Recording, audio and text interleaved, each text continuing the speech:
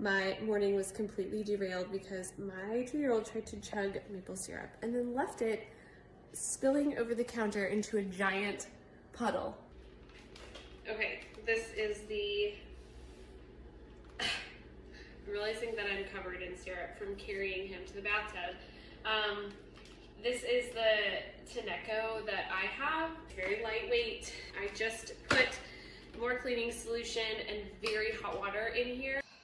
Oh my god. Here we go.